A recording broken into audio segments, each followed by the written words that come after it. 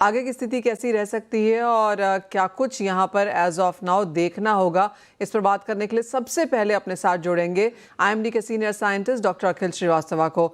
Doctor Srivastava, बहुत शुक्रिया हमारे साथ जुड़ने के लिए। किस तरह से आप देखते हैं हीट वेव का जो सिनेरियो बनता हुआ नजर आ रहा है, क्योंकि काफ़ी लोग, अब काफ़ी इकोनॉमिस्ट भी ये मानने लगे हैं कि एल निनो एक तरफ और जो वेस्ट एशिया कॉन्फ्लिक्ट है वो दूसरी तरफ, लेकिन जो हीट वेव की सिचुएशन है इंडियन मार्केट्स में वो यहाँ पर काफ़ी हद तक प्रॉब्लम दे सकती है। जी देखिए, जो हीट वेव कंडीशंस है वो जैसा कि आईएमडी पहले ही प्रेडिक्ट कर रहा था कि मई माह के महीने में हीट वेव कंडीशंस जो है ज़्यादा देखने को मिल सकती हैं। तो ऐसा ही कुछ अभी हमें देखने को मिल रहा है, जहां पर पूरा जो उत्तर पश्चिम भारत का क्षेत्र है, उससे लगा हुआ जो मध्य भारत का क्षेत्र है, वहां पर हीट वेव कंडीशंस जो है चल रही हैं। जहां तक तापमान की बात करें अगर, तो बांदा में कल के दिन सबसे ज्यादा मैक्सिमम टेम्परेचर जो 48.2 डिग्री सेंटीग्रेड तक रिपोर्ट किया गया था। अगले एक वीक के दौरान भी हमारा अनुमान यही है कि जो मुख्य रूप से जो नॉर्थ ईस्ट इंडिया के जो स्टेट्स हैं, जैसे पंजाब, हरियाणा, उत्तर प्रदेश, मध्य प्रदेश, राजस्थान, वहीं विदर्भ का जो रीजन है, इन सभी क्षेत्रों में अगले एक सप्ताह तक हीटवेव से सीवियर हीटवेव कंडीशन जो है वो कंटिन्यू रह सकती हैं। वहीं जो पूर्वी भारत का क्षेत्र है, जिसमें मुख्य रूप से उड़ीसा, तटीय आंध्र प्रदेश, तेलंगाना, इन सभी क्षेत्रों में भी अगले 4 से 5 दिनों तक हीटवेव कंडीशन जो है बनी रह सकती हैं।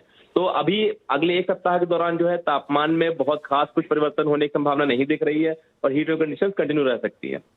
डॉक्टर श्रीवास्तव, अगर हम पिछले साल से कंपेयर करें, जो भी काफी गर्म साल था, इस बार हमने कुछ रिकॉर्ड्स टूटते हुए देखे हैं। क्या यही स्थिति यहाँ पर आने वाले समय में, यानी कि जून के महीने में भी देखने को मिलेगी? देखिए, जहां तक भी जून की बात है तो अभी तक जो हमारा अनुमान था वो यही था कि जो हीटवेव कंडीशंस हैं वो अभी इंक्रीज होंगी। बाकी जून के बारे में और स्पेसिफिक गाइडलाइंस जो है, जो हम मंथ के एंड में जो मंथली आउटलुक इशू करते हैं उसके बारे में बताते हैं, तब यही पता चलेगा कि वर्षा क्या स्थिति रहने वाली है आगे चल करके।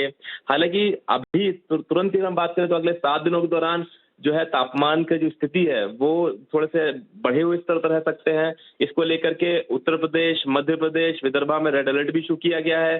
साथ साथ में पंजाब, हरियाणा, दिल्ली के साथ में जो बाकी जो पूर्वी भारत क्षेत्र है, उड़ीसा, तटीय आंध्र प्रदेश, तेलंगाना, इन सभी क्षेत्रों में ऑरेंज अलर्ट इशू किया गया है। डॉक्टर श्रीवास्तव, जहां तक बारिश की बात है, प्री मानसून शावर्स कब से होता हुआ देखते हैं, और आईएमडी की जो ऑनसेट की डेट है केरला के लिए वो 26 मई है, क्या वो स्थित है अभी भी? देखिए, जहां तक थंडरस्टॉर्म की बात है तो दक्षिण भारत में कुछ थंडरस्टॉर्म एक्टिविटीज जो लगातार देखने को मिल रही हैं। उत्तर पश्चिम भारत में भी अभी आज से 10 दिन पहले तक अगर हम बात करें तो थंडरस्टॉर्म एक्टिविटी का एक दौर चल रहा था, जिसकी वजह से अधिकतम तापमान में काफी राहत मिली हुई थी। उत्तर पश्चिम भारत में भी जो मुख्य रूप से थंडरस्टॉर्म एक्टिविटी का एक मेन कारण होता है वो है पश्चिम विक्षोभ, यानी वेस्टर्न डिस्टर्बेंस। अभी फिलहाल कोई पश्चिम विक्षोभ जो है वो एक्टिव कंडीशन में जो प्लेन एरियाज है उत्तर पश्चिम भारत के, उसको इम्पैक्ट करता हुआ नहीं दिख रहा है, जिसकी वजह से अगले 7 दिनों के दौरान कुछ खास जो है थंडरस्टॉर्म एक्टिविटी उत्तर पश्चिम भारत में एक्सपेक्टेड नहीं है।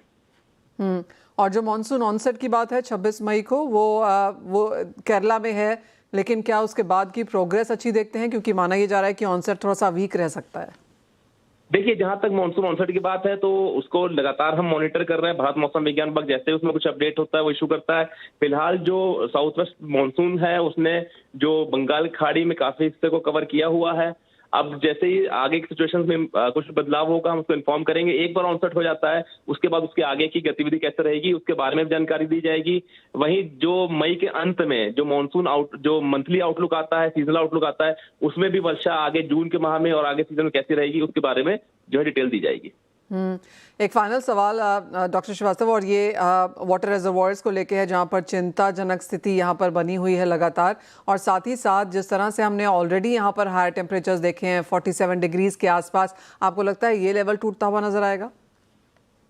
देखिए, जो टेम्परेचर्स हैं वो अभी भी काफी ज्यादा स्तर पर चल रहे हैं। कई स्थानों पर 98 परसेंटाइल, अगर हम उनको रैंक करें हाईएस्ट लोएस्ट की कैटेगरी में, तो 98 परसेंटाइल का मतलब हुआ कि वो टॉप 2% कैटेगरी में आ जाते हैं। तो उस तरह के तापमान भी कई जगह पर देखे जा रहे हैं, 95 परसेंटाइल तापमान क्रॉस करते हुए देखे जा रहे हैं। तो 47 डिग्री सेंटीग्रेड भी कुछ स्थानों पर जो है वो पहुंच सकता है। कल भी बांदा की अगर हम बात करें पूर्वी उत्तर प्रदेश में, तो वहां 48.2 डिग्री सेंटीग्रेड टेम्परेचर रिकॉर्ड किया गया है। तो इस तरह की सिचुएशन जो है, जब हम heat wave to severe heat wave की वार्निंग जारी करते हैं, तो सीवियर हीट वेव का क्राइटेरिया भी एक यही है कि या तो नॉर्मल यानी सामान्य दिनों की तुलना में तापमान 6.4 डिग्री सेंटीग्रेड से ज्यादा रहे, या फिर वो 45 डिग्री या उसके ऊपर हो। तो उम्मीद मतलब जो हमारा अनुमान यही है कि कुछ दिनों में आगे चल करके जो है सीवियर हीट वेव कंडीशंस भी देखने को मिलेंगी। डॉक्टर श्रीवास्तव, जब आप कहते हैं सीवियर हीट वेव कंडीशंस, तो किस तरह का, क्या डिग्री सेल्सियस देख रहे हैं हम? देखिए, सीवियर हीट वेव कंडीशंस, जो हीट वेव कंडीशंस में अंतर है, कितनी इंटेंसिटी जो है गर्मी की बढ़ जाएगी।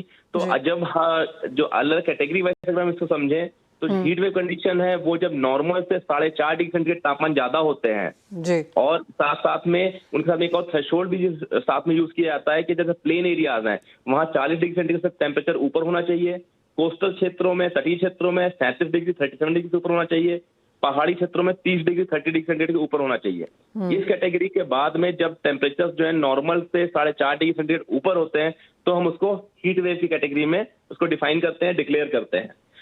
जब यही तापमान और अधिक बढ़ करके सामान्य से 6.5 डिग्री सेंटीग्रेड या उससे ज्यादा हो जाते हैं तो उसको हम सीवियर हीट वेव बोलते हैं। इसके अतिरिक्त अगर ये सामान्य से जो इसका बदलाव है उसके अलावा अगर कहीं पर तापमान 45 डिग्री सेंटीग्रेड को या उससे अधिक हो जाते हैं तो हम उसको हीट वेव देखते हैं। ऐसे सिचुएशन में हम उसका सामान्य से तुलना नहीं देखते हैं। 45 डिग्री सेंटीग्रेड पर हीट वेव और 47 डिग्री यानी 47 डिग्री सेंटीग्रेड पर सीवियर हीट वेव को डिक्लेयर किया जाता है।